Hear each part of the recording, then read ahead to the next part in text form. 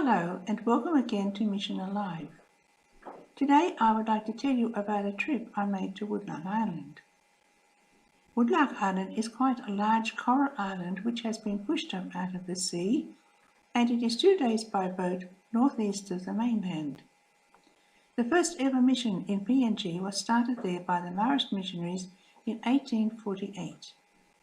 However, these missionaries had to leave. In 1852, the Pime missionaries arrived there. One of the missionaries was Father John Musakoni. He became very ill, and when a sailing ship called in, he left for Sydney for medical attention. In his absence, the missionaries were forced to leave because of the aggression of the people at that time. In the meantime, Father John Musakoni returned, unaware of the departure of his brothers, because they were unable to communicate quickly in those days. Father John Musakoni arrived on a sailing ship which approached between the beach, a rocky headland and a small island, not knowing that the passage was a submerged reef. The ship ran aground, and before they could refloat it, men paddled out from the beach and murdered everyone on board, including Father John.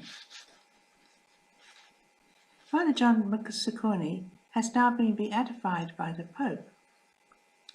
The next missionaries to go there many years later were the missionaries of the Sacred Heart. It is an outstation of the Trobriand Island mission, and a priest makes visits there. The people are mostly Fredenenau. The majority of them belong to the United Church. There is a small Catholic community at the government station at Guasopa, towards the south of the island, near where Blessed John Musakoni was murdered, and another mission further north at Kulamatau. On this visit I sailed from the Trobriand Islands. We sailed around the Trobes on the Morning Star, and the first day anchored at an island just south of the main island. Early the next morning we set out across the open sea towards Woodlark Island. It was a very rough trip, and several of us were seasick. In the afternoon we anchored at Ewa Island. I glanced out the porthole to see a cliff rising sharply from the beach, and a single path leading up it at about an angle of 80 degrees. We went ashore and scrambled up the path to the top. There we found villages, gardens, and a school. The people were very welcoming, but whichever way we looked, we could only see sea. No land was anywhere in sight. Their pigs are kept on the beach so they cannot destroy people's gardens, as the path is too steep for them to climb. About 800 people live on the island. We stayed on the boat overnight and early next morning headed east once more for Woodlark, which we reached late in the afternoon after a very rough trip. It was good to be off the rocking boat.